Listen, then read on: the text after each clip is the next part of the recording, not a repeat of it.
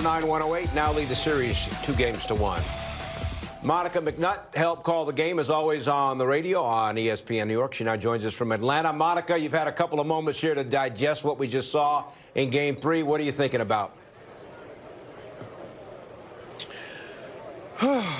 Okay. I do think that at this time of year, the margins are just so small. I was encouraged and enjoyed the comeback, but I think the last two possessions for me, guys, I said this in our post-game conversation with Pat O'Keefe. The thing that you thought was going to be an advantage in this series was the collective maturity and the experience of this group. But 2 games now, they have been out-matured, if you will, by C.J. McCollum, by himself. And I don't want that to be an oversimplification, but if you look at all the work that led up to the last 2 possessions, that's where I am in that one. And so you're encouraged that the games have been so close, but also you know that this isn't horseshoes. And so it's a dismal night from the three-point line. Without Deuce McBride and OG Anunoby, one person, Karl-Anthony Towns, hit a 3. Otherwise, all 9 threes belonged to those 2. And so we know oftentimes that that's a tough formula for the Knicks to overcome.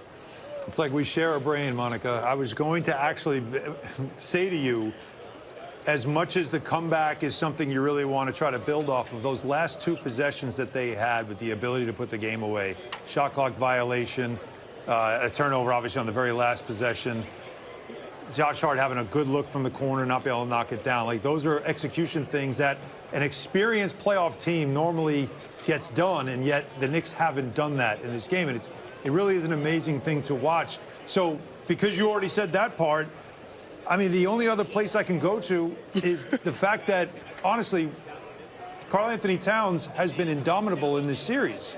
And yet we keep saying we need more. Yeah. Plus 22, 60% from the field, 50% from 3 now in this series. And yet, why is it that we keep wanting more?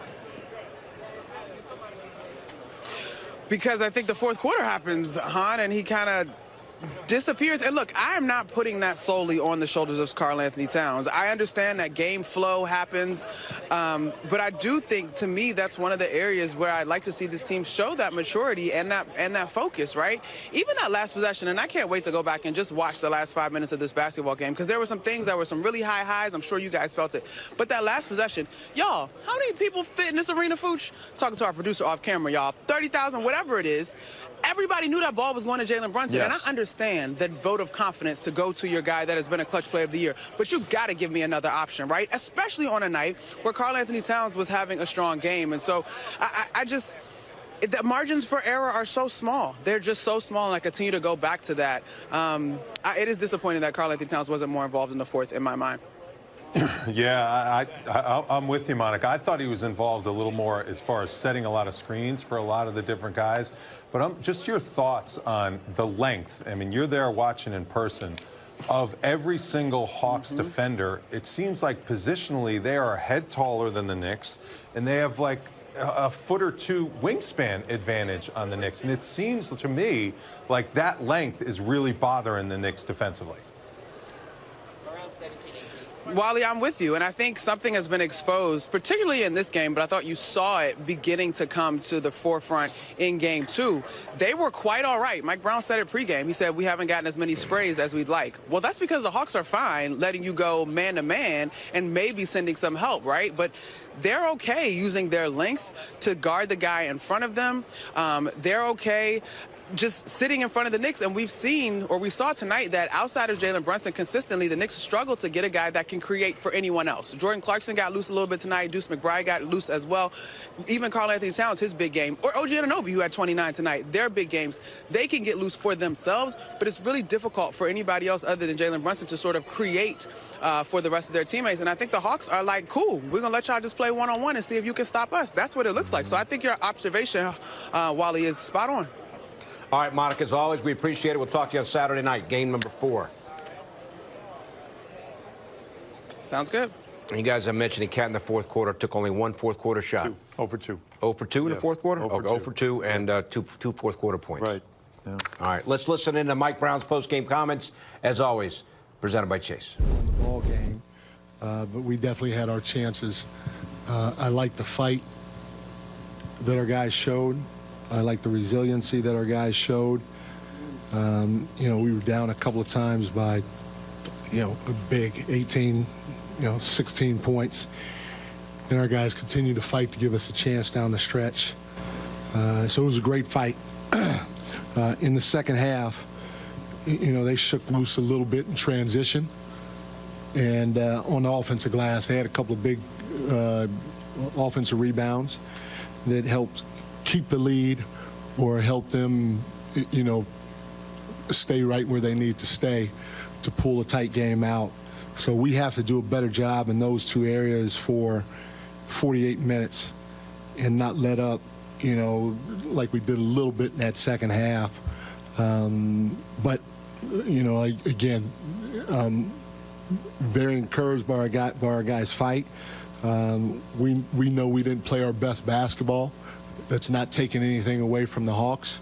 The game was physical, and, you know, we found a way to match it. And we gave ourselves a chance down the stretch. In the first half, first and second quarter, was that some of the sloppiness? Was that your guys, or was it their physical play? Both. You know, I mean, both teams were sloppy. We had 16 turnovers. We had 18 turnovers. They had 16 turnovers, and, you know, a game that's that physical, it's bound to happen. And the team that takes care of the ball and doesn't allow the other team to go to the free throw line, while limiting the offensive rebounds, is going to have a chance to win it, because you're going to win the possession game. Mike, your last shot, what did you want to see on that possession, and what kind of mucked it up? Yeah, I mean, we actually got a switch that we weren't thinking we'd get in terms of a Kongu on Jalen, and we cleared the side of the floor for him.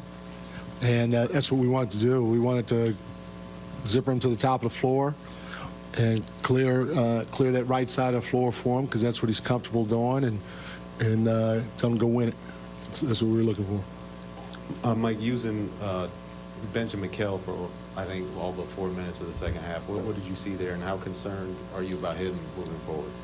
I'm not concerned about him. I just, you know, again, the way the game was being played and the different runs that we made and the different combinations that I threw out there, I just went with what I felt the game called for at that time. You know, so I'm not concerned. Mikhail's a pro. He's been there.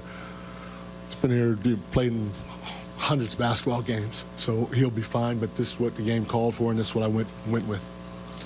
Mike, kind of with that, all during the regular season, you did a good job of kind of pushing buttons and finding the right guy off the bench to come in. In the postseason, specifically the last two games, a couple guys have struggled on the bench. How difficult has that been for you to just, when the team needs a little something, just trying to figure out who to go to as some guys are trying to find their rhythm in this series? Hey, you know, that's what my job is to keep searching, and that's what we had to do tonight. And, you know, we found the right combinations, and shoot, went up by, had a chance to go up by 3, I think, and, you know, you couldn't ask for anything better than that with a minute left in the game, or less than a minute left in the game, a chance to go up by 3, especially with the way we played. And so that's what my job is to do, is to keep trying to find different combinations that may work. Mike, it seemed like only OG and Deuce were able to really get good looks from 3. Even the OG's looks were kind of 9-1-1 shots. What are you seeing with Atlanta's defense about running you off the line or stopping you from getting good looks from there? You know, they're closing out hard, and when they close out hard, we got to drive the basketball. I mean, you know, I do think, you know, it's a tough game for the officials to officiate, but I know we got fouled on a few of the drives that didn't get called, and it's tough to see, you know, 20 to 26 in on a one possession game, when you know for sure there were a couple of fouls that should have been called. I'm sure probably Atlanta feels the same way, but you always hope that at the end of the day, you know, the free throws and the personal fouls can be even. But our guys, versus their hard closeouts, they got to drive the basketball, and when they drive the basketball, they got to make good decisions at the rim. And if the spray's not there, then we got to finish. We got to finish strong. Knicks win 18-20 from the line. The Hawks 18-26. Our playoff picture presented by Mohegan Sun. See what's happening in the Eastern Conference right now. The Raptors are leading the Cavs in Game 3. Highlight transition. We finally saw it in this series. When they got stops, they just pushed the ball right up the floor, got easy threes, easy baskets. When the Knicks scored a couple times, they were ended up on the stanchion. They fell down, Brunson and Towns, and they didn't get back on defense because they were on the ground. And the Hawks took advantage. 5-on-4, they got open threes, hit a couple huge threes on possessions like that. So the Knicks are going to have to take that into account going into the next game. When you drive in there, when you get that bucket to go, if you fall down, get up quick and hustle back because they are looking to exploit those type of plays. All right, guys, let us listen into the postgame comments now from Atlanta coach Quin Snyder. Coach, some might think that 12.5 seconds is still a lot of time for a New York Knicks team to get some offense going, but you guys had such a strong defensive stand. How much did you trust your defense to be able to do that? Yeah, I think we guarded multiple actions and helped each other too, and didn't foul. That was a huge part of it. You know, I thought, you know, Onyeka showed his hands. You know, J.K. pursued. Dyson, you know, got knocked down and got back up, and I think, you know, was shifted and really made it congested in the lane. So a lot of good things happened on the possession from, you know, it's one of those kind of all five guys did their job. So it was, and then the loose ball at the end, I think we didn't feel like, I think we can do a better job with those, but we got one that really mattered. Coach Kuminga, when he came in, he was like instant energy. Can you talk about how instrumental he was to this win? Yeah, I mean, Jonathan's just been all in, you know, and whatever that looks like on a given night.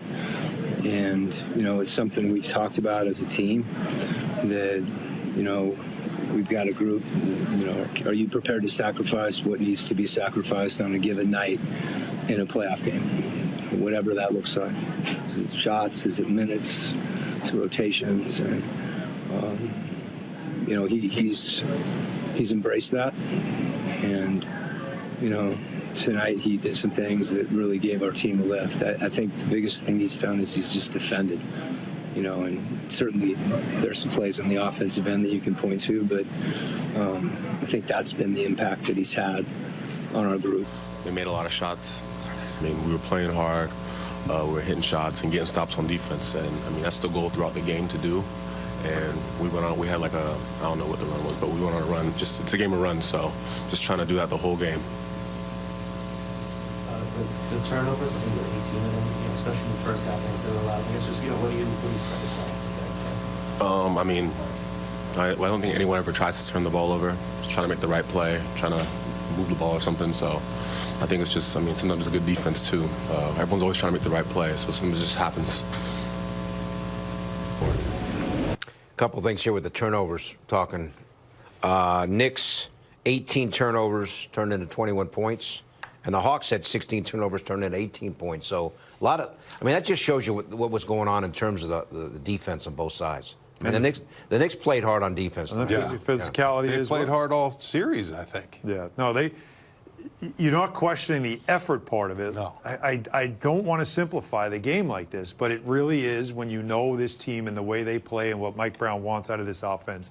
You start 1 for 11 from three-point range. Like, that's the other team, what they make, 6 of 8, like in the first quarter. Yeah. Like, you're chasing the scoreboard in the playoffs on the road, and that is a dangerous game to play. And then when they had opportunities late in the game, they made some unbelievable three-pointers. They did. So you know that's all part of it, right? Like, it's all part of it. So the numbers in the end to kind of even out, but to start out minus 12 on the scoreboard after the first quarter on the road, that's just a tough game. That's a tough battle to play. You really have to overwhelm your opponent to win a game like that. And they almost did it, but you cannot have a start like that. And that's what gave Mike Brown the freedom to, okay, I am trying all kinds of different combinations. Yeah. At one point, he had Towns, Brunson, Deuce, Hart, and Clarkson to end the second quarter, which is that's the lineup that got them back in the game. They were down 15-18. They closed the second quarter, and they cut that game to like 6. He literally was just throwing guys, shake up the bag, roll it out. We've never seen. He just wanted guys that were going to compete. Yeah. That's the bottom line. You needed guys in a foxhole. Who's in the foxhole with me? Who's going to compete and dig us out of this foxhole? That's exactly what this game was about. You learned a lot about a lot of the guys on the roster in a game like this when your backs are completely against the wall. And I'm very excited to see who he goes with in a lot of lineups coming up in this game 4, which is a must win. All right, so Towns, as we've mentioned, 21-17, but only 2 fourth-quarter shots and only 2 fourth-quarter points. Here's Cat now after the game. I mean, we fought, and it shows that we got that fight. We'll never quit on ourselves, no matter how the game's going. But like you said, we need to close out the game, and we just didn't today. What do you think was missing early on when they created that separation? Just, we wasn't getting stops, obviously. Making shots, and we didn't stop the bleeding. Seems like everyone's pretty emotional after this loss. Just how do you scrap this and move on to the next one? Of course, it hurts. It hurts when you give yourself a chance to win, and last game, this game, give credit where credit's due. The Hawks found a way to win, but it hurts more that we put ourselves in a position to win, and we just didn't close the show. So I think that's why everyone's emotional. So it's tough. We got to keep our head up. It's okay to be disappointed. That means we care, and we got to get the next one. Is it tough to see those last 2 possessions offensively go the way they do with air ball and then turn over with the game on the line? I mean, it's tough hearing the crowd cheer and them saying the other team won. I don't think about the shots. I think about the result. That's always tough. How about the rhythm that you... All right. And the execution and the grind and the hard playing, and it's what playoff basketball is all about. And listen, the Knicks, if they could come up with one more possession, could have gotten that win. Josh Hart in the game, only 2 points, shot 1 of 9 from the floor. Here he is now after the game. I feel like we had good shots. We didn't knock them down. I feel like we probably played a little bit more pace. I feel like that's something that we didn't, do the whole game. And yeah. Josh, how frustrating was this game offensively for you? I guess you hit the shots that you wanted and you just didn't go, or were you expecting better shots? Yeah, I mean, yeah, they just didn't go. I mean, I thought the corner thought it was good. I just gotta, I gotta make them. Coach talked about how he's encouraged by the fight, but how much more fight is it going to take from this team? A lot. Obviously, we're down 2-1. So right now there's no room to feel sorry for ourselves. We got another one on Saturday at 6 o'clock. So it's a quick turnaround. We got to make sure we regroup and go out focus for game 4. Another big game. Jalen, obviously a tough loss. Can you walk us through what you, saw on the last 2 possessions there down the stretch?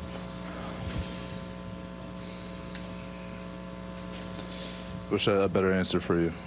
I got nothing right now. What do you think in terms of just the game overall? Where could you guys have been better? I guess obviously it just happened, but what do you attribute the loss to? Being down early. Them playing with the lead for most of the game.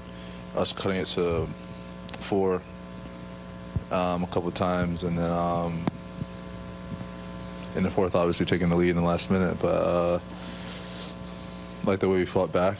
But there's a lot of things that go throughout the game that myself can be better at, and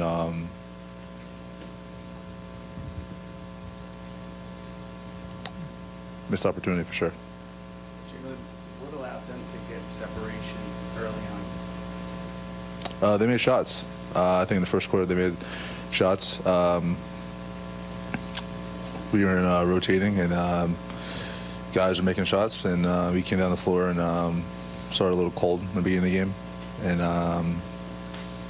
I looked up, they were shooting like 50-something from the 2 and then like 60 from 3 or something like that, or vice versa. But they're making shots. Jalen, obviously keeping morale and spirits high is huge, and when your back's against the corner. Does that process start right after the game? Do you allow your guys self the time to live with it and then pick it up tomorrow? How does that process go to try to lift spirits? Yeah, I think it should start right after the game. For me, sometimes I like to,